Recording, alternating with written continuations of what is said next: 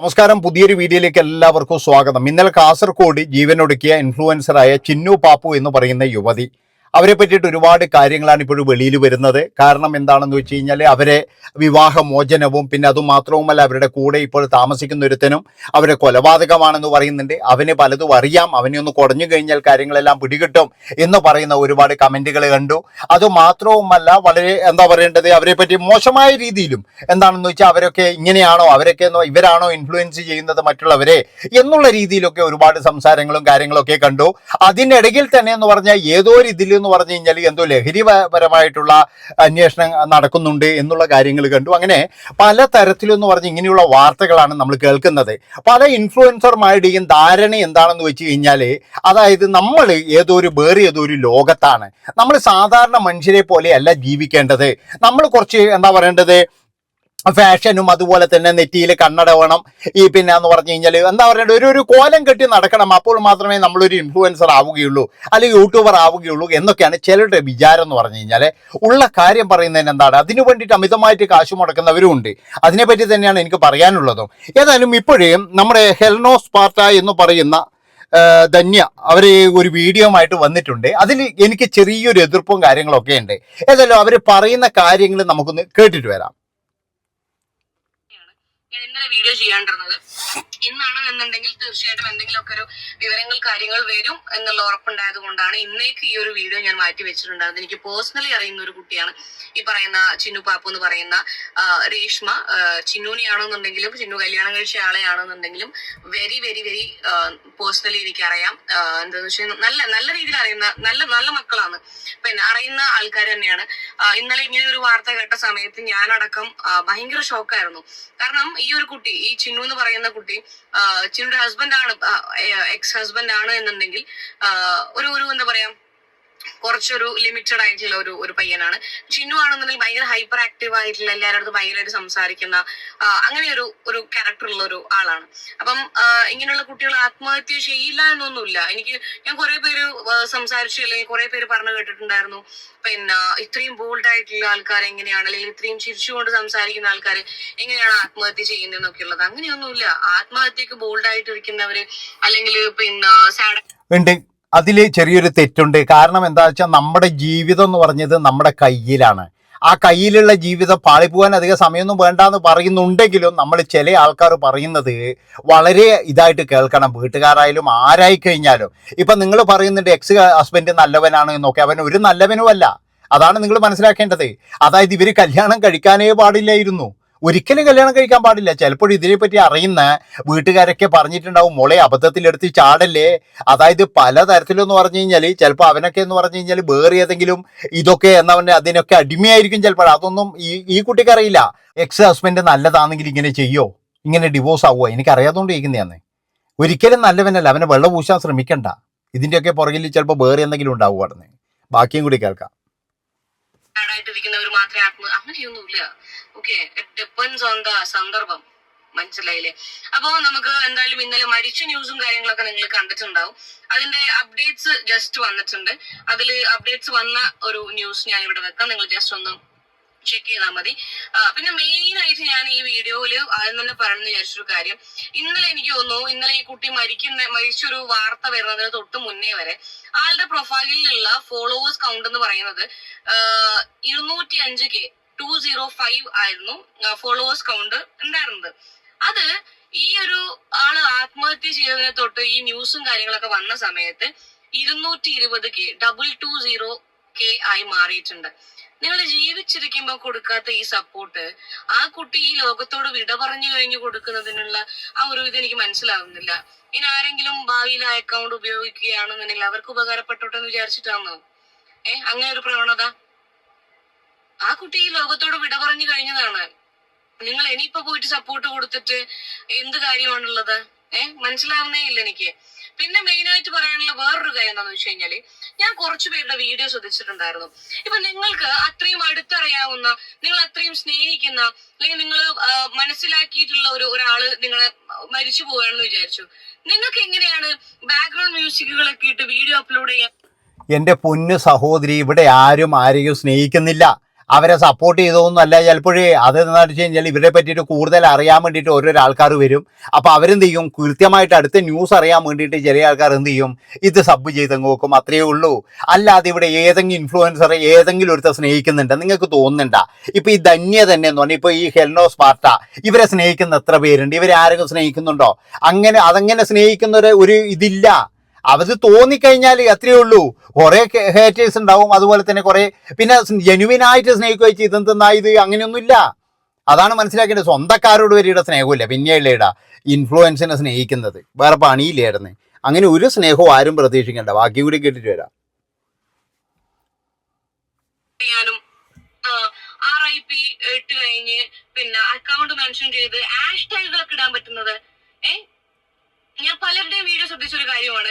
V will miss you, I will miss you at Chinnu Pappu official, താഴത്ത് #Chinnu, #Pappu, #Chinnu Pappu, #trending, #Instagram, #suicide. what the hell bro? നിങ്ങൾക്ക് ആ കുട്ടീനോട് genuine ആയിട്ടുള്ള വല്ല സ്നേഹമോ കാര്യങ്ങളോ പിന്നെ ഉണ്ടായിട്ടുണ്ട് എന്നുണ്ടെങ്കിൽ എങ്ങനെയാണ് നിങ്ങൾക്ക് ഇതിന് പറ്റുന്നത്? ആർക്ക് ജെനുവിൻ ആയിട്ടുണ്ട് എന്ന് ഞാൻ പറഞ്ഞല്ലോ. ഇവിടെ ഓരോരാള് മരിക്കുമ്പോഴും പറഞ്ഞാൽ അവരെ വീട്ടുകാർക്കും ഇപ്പൊ ആ കൊച്ചുണ്ടല്ലോ 4 വയസ്സുള്ള കൊച്ച്, അതിനും അതിന്റെ അമ്മക്കോ അതിന്റെ അച്ഛനും പോയി എന്നല്ലാതെ വേറെ ഇവിടെ ആർക്ക് പോയത്? ഒരാൾക്കും പോയിട്ടില്ല എന്ന് എനിക്ക് പറയാൻ പറ്റുള്ളൂ. അതുകൊണ്ട് തന്നെ എന്ന് പറഞ്ഞാൽ നാട്ടുകാരുടെ സ്നേഹം എന്ന് പറഞ്ഞാൽ ഒരു അര ദിവസമേ ഉണ്ടാവുള്ളൂ. ഇപ്പൊ നാളെ കഴിഞ്ഞാൽ ഈ ചിന്നു എന്ന് പറയുന്ന വ്യക്തി എല്ലാവരും മറന്നു, അത്രേ ഉള്ളൂ. ഒരു വാർത്ത, അതായത് രാവിലെ മുതൽ വൈകുന്നേരം വരുന്ന ബ്രേക്കിംഗ് ന്യൂസ് മാത്രമാണ് ഈ ജീവിതം. അല്ലാതെ എന്ന് പറഞ്ഞാൽ അതിനപ്പുറത്തേക്ക് ഒന്നുമില്ല. അതാണ് മനസ്സിലാക്കേണ്ടത്. അത് ഇനിയെങ്കിലും മനസ്സിലാക്കി. ഇവിടെ ആർക്കും ആരെയും സ്നേഹിക്കാനുള്ള ഇതൊന്നുമില്ല. ഞാൻ പറഞ്ഞല്ലോ, സ്വന്തം അച്ഛനമ്മമാരോട് സ്നേഹമില്ല, പിന്നെയില്ലേ ഇവിടെ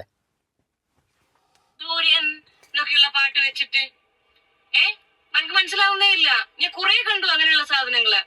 എനിക്ക് വളരെ ഇഷ്ടമായിരുന്നു, അങ്ങനെയായിരുന്നു, ഇങ്ങനെയായിരുന്നു. അങ്ങനെ ആയിരുന്നു എന്നുണ്ടെങ്കിൽ നിങ്ങളെ കൊണ്ടത് പറ്റില്ല. ജനുവനായിട്ട് നിങ്ങൾക്ക് ആ കുട്ടിയെ ഇഷ്ടമായിരുന്നു എന്നുണ്ടെങ്കിൽ, ആ ഒരാൾ ഈ ലോകത്തോട് വിട പറഞ്ഞിട്ടുണ്ടെന്നുണ്ടെങ്കിൽ ഇങ്ങനെ ബാക്ക്ഗ്രൗണ്ട് മ്യൂസിക്കും #ും ക്യാപ്ഷനും ഒന്നും കൊടുത്ത് വീഡിയോ ഇടാൻ പറ്റില്ല. നമ്മൾ ചിലപ്പോൾ കണ്ടോളൻസസ് അറിയിക്കും. ഫോട്ടോ ഇട്ടിട്ട് ഒരു കണ്ടോളൻസസ് അറിയിക്കുന്നത് സർവ്വസാധാരണമായിട്ടുള്ള കാര്യമാണ്. നിങ്ങൾക്കത് വിഷമിപ്പിച്ചിട്ടുണ്ട്, നിങ്ങളത് വേദനിപ്പിച്ചിട്ടുണ്ട് എന്നുണ്ടെങ്കിൽ എന്റെ ഒപ്പീനിയൻ ആണ് ഞാൻ പറയുന്നത്. എന്നെ കൊണ്ട് നോക്കിയത് പറ്റില്ല. എനിക്ക് അത്രയും പ്രിയപ്പെട്ടിട്ടുള്ള ഒരാൾ ഈ ലോകത്തോട് വിട പറഞ്ഞ് എന്നെ വിട്ടു. നിങ്ങൾക്ക് ഒരിക്കലും അതിനോട് പറ്റില്ല എന്ന് നമുക്ക് മനസ്സിലായി. നിങ്ങൾക്ക് പറ്റില്ല, നിങ്ങൾ അത്രയും ബന്ധങ്ങളും കാര്യങ്ങളൊക്കെ ഉണ്ട്. എന്നാലും നിങ്ങൾ ഈ വീഡിയോ ഉപയോഗിച്ചിട്ടുണ്ട്.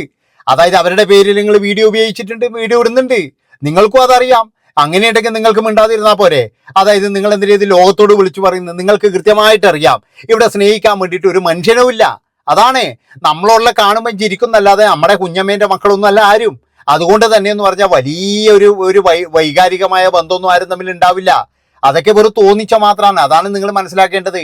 അല്ലാതെ ഇവരെല്ലാം കൂടിയിട്ട് നമ്മളിങ്ങനെ സ്നേഹിച്ച് കൊല്ലുന്നുണ്ടോ? അതൊന്നും ഇല്ല മക്കളെ. ഞാൻ പറഞ്ഞില്ല, ഒരു ബ്രേക്കിംഗ് ന്യൂസ് അത് അത്രയേ ഉള്ളൂ. വീട്ടുകാർക്ക് വരെ ഇപ്പം അത്രയേ ഉള്ളൂ. എന്നേരാ പിന്നെ നാട്ടുകാർക്ക് ഉണ്ടാവുക? ആ കുഞ്ഞിന് പോയി, അത്രയേ ഉള്ളൂ. പോയിട്ടുണ്ട് എന്നുണ്ടെങ്കിൽ കുത്തിയിരുന്നിട്ട് ചിന്തിച്ചിട്ട് പാട്ട് എഴുതണം. ഇനി നീ വരികില്ലെന്നറിയാം അതിടണോ, അതല്ലെങ്കിൽ ഇന്നലെ അതിടണോ എന്നൊക്കെ ചിന്തിച്ചിട്ട് ഇപ്പൊ ഏതാണ് ട്രെൻഡിങ് എന്ന് ഗൂഗിൾ ചെയ്തിട്ട് അന്ന് എന്നെ കൊണ്ട് പറ്റില്ല. ജെന്യൂൻ ആയിട്ടുള്ള ഒരാളെ കൊണ്ടും അത് പറ്റില്ല. അങ്ങനെ കുറെ സാധനങ്ങൾ ഞാൻ കണ്ടിട്ടുണ്ട്. ഏതോ ഒന്നിൽ ഞാൻ കമന്റ് ചെയ്തിട്ടുണ്ടായിരുന്നു, എന്തായാലും #ടാഗ് ഇടാൻ മറന്നില്ലല്ലോ എന്നുള്ളത്. ഇങ്ങനെയുള്ള ടീംസിനോട് എനിക്ക് വളരെ വളരെ പുച്ഛം മാത്രം. സീരിയസ് ആയിട്ടാണ് പറയുന്നത്. ഒരു സാധനം കാരണം ചില ആൾക്കാർ ട്രെൻഡിങ്ങിനൊക്കെ #ടാഗ് കൊടുത്ത് കണ്ടിട്ടുണ്ടായിരുന്നു. ട്രെൻഡിങ്ങിൽ ഓടിപ്പോകുന്നത് കൊണ്ട് എന്റതും കൂടി അങ്ങ് ഓടിപ്പോയിക്കോട്ടെ എന്നാണോ? വളരെ പരിതാപകരമായിട്ടുള്ള അവസ്ഥയാണ് അതൊക്കെ. എന്നാലും നമുക്കൊരു ന്യൂസ് കാണാം. ബ്ലോഗർ ചിന്നു പാപ്പുവിന്റെ മരണത്തിൽ ആൺ സുഹൃത്തിന്റെ മൊഴിയെടുക്കും. ഇയാളെ സ്റ്റേഷനിലേക്ക് വിളിച്ചു വരുത്തി ഇരുവരും തമ്മിൽ പ്രശ്നമുണ്ടായിരുന്നുവെന്നാണ് കുടുംബത്തിന്റെ ആരോപണം. ചിന്നുവിന്റെ പോസ്റ്റ്മോർട്ടം ഇന്ന് നടക്കും. ഷംന അശോക് വിശദാംശങ്ങളുമായി തത്സമയം ചേരുന്നുണ്ട്. Shamna, good morning. പോലീസിന്റെ പ്രാഥമികമായ പരിശോധനയിൽ അശോഭമായോ ഒന്നും കണ്ടിട്ടില്ല എന്നുള്ളതാണ് നമുക്ക് നേരത്തെ കിട്ടിയ അപ്ഡേറ്റ്. എന്താണ് ഈ മരണത്തിന് പിന്നിൽ എന്നുള്ളതാണ് ഇതുവരെയുള്ള ബോധ്യം. Good morning page. Vlogger Chinnu പാപ്പുവിന്റെ മരണം ഇന്നലെ സോഷ്യൽ മീഡിയയിൽ ആകെ സജീവമായി ചർച്ചയായിരുന്നു. പ്രത്യേകിച്ച് 2 ലക്ഷത്തിലധികം ഫോളോവർ ഉണ്ടായിരുന്ന ഒരു വ്ളോഗറാണ് ചിന്നു. മാത്രമല്ല കാസർഗോഡിന്റെ തനത് ഭാഷയിൽ സംസാരിച്ചുകൊണ്ട് ഏറ്റവും വേഗത്തിൽ ആളുകളിലേക്ക് എത്തിപ്പെട്ട ഒരു വ്ളോഗർ കൂടിയാണ് ചിന്നു. അത്രയും സന്തോഷത്തിലാണ് ചിന്നു എപ്പോഴും വ്ളോഗ് ചെയ്തിട്ടുണ്ടായിരുന്നത്. അങ്ങനെയുള്ള ഒരാൾ എങ്ങനെ ആത്മഹത്യയിലേക്ക് പോയി എന്നുള്ള ചോദ്യം സോഷ്യൽ മീഡിയയിൽ പലതവണ ചിന്നുവിന്റെ ഫോളോവേഴ്സ് ഫോളോവേഴ്സ് ഉൾപ്പെടെ ഉന്നയിക്കുന്നുണ്ടായിരുന്നു. ഇന്നലെ ഈ സംഭവത്തിന് ശേഷം പോലീസ് പറഞ്ഞത് അതിലൊരു അസ്വാഭാവികത ഇല്ല എന്നുള്ളതാണ്. പക്ഷേ ഇന്നലെ രാത്രി മാധ്യമങ്ങളെ കണ്ടതിന് ശേഷം ചിന്നുവിന്റെ അച്ഛനും മറ്റു കുടുംബാംഗങ്ങളും പറഞ്ഞത് ചിന്നു ഇപ്പോൾ താമസിച്ചുകൊണ്ടിരുന്നത് ഒരു ആൺ സുഹൃത്തിനോടൊപ്പമായിരുന്നു.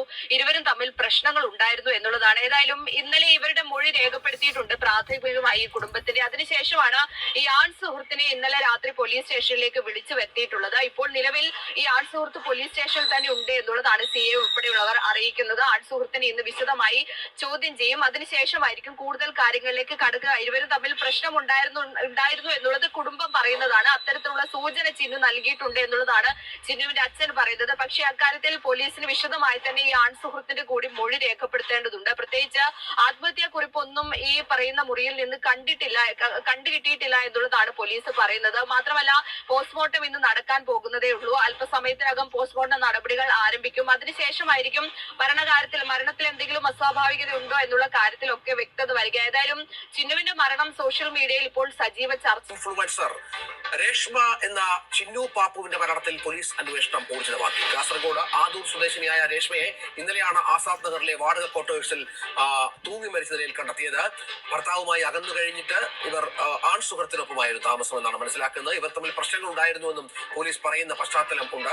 സന്ദേശ് എന്ന ഇയാളെ കേന്ദ്രീകരിച്ചാണ് അന്വേഷണം. ഇയാളാണ് ആൺ സുഹൃത്ത് എന്നാണ് മനസ്സിലാക്കുന്നത്. KV ബൈജു ഉണ്ട്. ബൈജു, കലഹങ്ങൾ പതിവായിരുന്നു എന്ന് അയൽവാസികളൊക്കെ പറയുന്നുണ്ട്. എന്താണ് യഥാർത്ഥത്തിൽ സംഭവിച്ചത്? പോലീസ് എന്തെങ്കിലും സൂചനകൾ കിട്ടിയിട്ടുണ്ടോ? ഇപ്പം ചിന്നു പാപ്പു ഈ പറയുന്ന എക്സ് ഹസ്ബൻഡുമായിട്ട് ലീഗലി ഡിവോഴ്സ്ഡ് ആയിട്ടില്ല. അവര് ഡിവോഴ്സ് പെറ്റീഷൻ ഫയൽ ചെയ്തിട്ടേ ഉള്ളൂ. എനിക്ക് തോന്നുന്നു 1.5 വർഷം എങ്ങാനായിട്ടാണ് ഈ സന്ദേശ് എന്ന് പറയുന്ന ആളുടെ കൂടെ ചിന്നു ലിവ് ഇൻ റിലേഷൻഷിപ്പിലാണ് പോയിക്കൊണ്ടിരിക്കുന്നത്. അപ്പൊ 1.5 വർഷം 1 വർഷം അങ്ങനെ എന്തോ ആണ് ഇവരിപ്പം ലിവ് ഇൻ റിലേഷൻഷിപ്പിലാണ് പോയിക്കൊണ്ടിരിക്കുന്നത്. ഡിവോഴ്സിനും കാര്യങ്ങൾക്കൊക്കെ കൊടുത്തിരിക്കുന്നതേ ഉള്ളൂ. ലീഗലി ഡിവോഴ്സ് ആയിട്ടില്ല എന്നാണ് അറിയാൻ വേണ്ടി പറ്റിയിട്ടുള്ളത്. അപ്പോ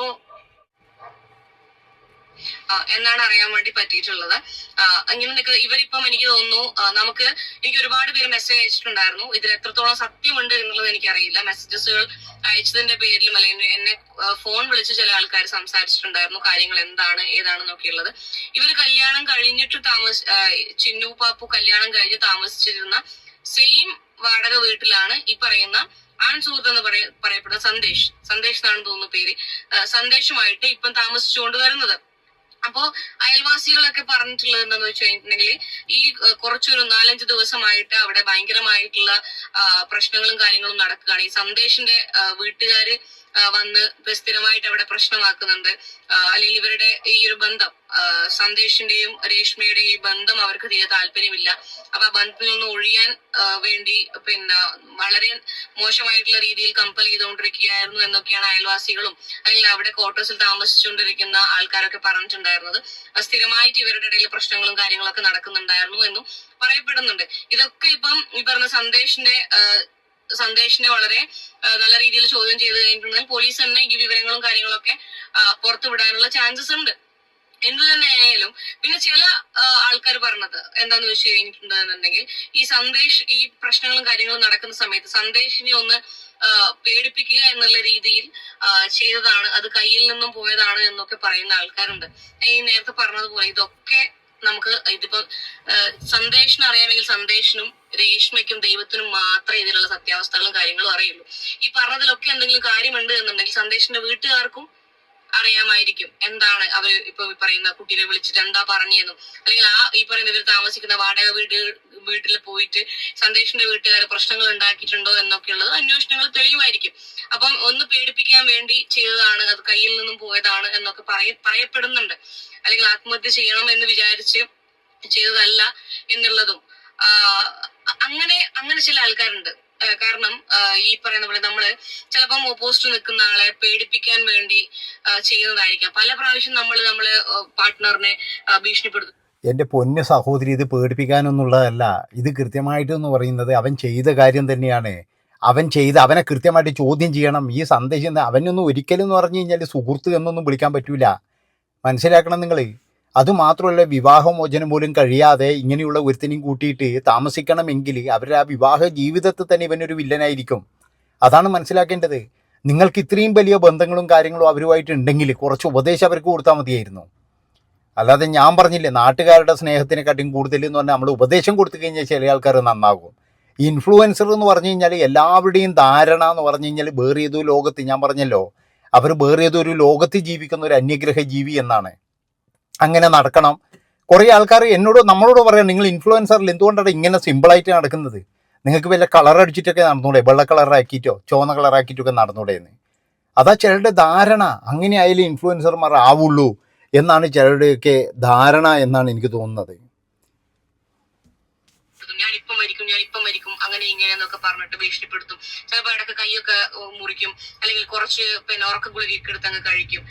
എപ്പോഴെങ്കിലൊക്കെ പാളി പോവില്ലേ?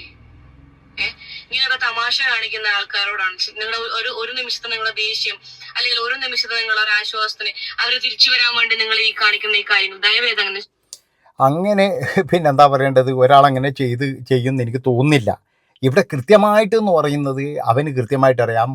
അല്ലാതെ അവൻ ജോലി സ്ഥലത്ത് നിന്ന് ഒരു കൂട്ടുകാരനെയും കൊണ്ടാണ് തിരിച്ചു വന്നതെന്ന് പറയുന്നുണ്ട്. അപ്പം അവന് കൃത്യമായിട്ട് അറിയാം ഇവിടെ എന്തോ ഒരു സംഭവം സംഭവിച്ചിട്ടുണ്ട്. എൻ്റെ അഭിപ്രായത്തിന് അവൻ അറസ്റ്റ് ചെയ്യുക തന്നെ വേണമായിരുന്നു. അവൻ ഒരിക്കലും നല്ലവനല്ല. അവൻ്റെ പേര് വരെ ഉച്ചരിക്കാൻ എനിക്കൊന്നും കഴിയില്ല. അത്രത്തോളം വെറുക്കപ്പെട്ടവനാണ് അവനൊക്കെ. അതായത് ഇങ്ങനെയുള്ള വേട്ടാവിളിയന്മാർ അന്ന് ചില ആൾക്കാർക്ക് ഭയങ്കരമായിട്ട് ഇഷ്ടവും. അതാണ് ഏറ്റവും വലിയൊരു സമൂഹത്തിലുള്ള ശാപം എന്ന് പറയുന്നത്. അപ്പോൾ ഏതായാലും ധന്യയുടെ അക്കൗണ്ടിൽ ആ ഫുള്ളായിട്ടുള്ള വീഡിയോ ഉണ്ട്, നിങ്ങൾ പോയി കണ്ടോക്ക്. എൻ്റെ ഒരു അഭിപ്രായം പറഞ്ഞു കഴിഞ്ഞാൽ ഇത് തന്നെയാണ്. അതായത് അവനോട് ഒരു തരത്തിലും നമുക്ക് അവൻ്റെ പേര് പറയാനോ അല്ലെങ്കിൽ അവനുമായിട്ട് അവനെ ഒരു ഭയപ്പെടുത്തല്ല. കാരണം ഇത്രയും പ്രശ്നങ്ങൾ അനുഭവിക്കുന്ന ഒരു വീട്ടിൽ എന്തിനു പിടിച്ചു നിന്ന് സുഖമായിട്ടെന്ന് പറയുന്നത് എവിടെയൊക്കെ പോയിട്ട് എന്തൊക്കെ ജോലി ചെയ്ത് ജീവിക്കാം? കഷ്ടം തന്നെയാണ്. ജീവിക്കാൻ വേണ്ടിയിട്ട് മാത്രം കഴിഞ്ഞില്ല. ചില ആൾക്കാർ ഇങ്ങനെയാണ്, ഭർത്താവിൻ്റെ അടുക്കുന്നത് പണിങ്ങി വരുന്നത് വല്ലവൻ്റെയും കൂടെ പോയിട്ട് മരിക്കാൻ വേണ്ടിയിട്ടായിരിക്കും. അതുപോലെയാണ് ഇവിടെയും സംഭവിച്ചിരിക്കുന്നത്. ഏതായാലും നിങ്ങളുടെ അഭിപ്രായങ്ങൾ നിങ്ങൾ പറയാം. അതുപോലെ ഞാൻ പറഞ്ഞത് ധന്യയോട് പറയാനുള്ളത്, എല്ലാവർക്കും ഒരുപോലെ സ്നേഹമോ കാര്യങ്ങളോ ഒന്നും ഉണ്ടാവില്ല. അത് പ്രതീക്ഷിക്കണ്ടായിരുന്നു. കൂടപ്പറപ്പുകളോട് പോലും സ്നേഹമില്ല, പിന്നെയല്ലേ നാട്ടുകാർക്കിടെ സ്നേഹം ഉണ്ടാവുക. നന്ദി, നമസ്കാരം.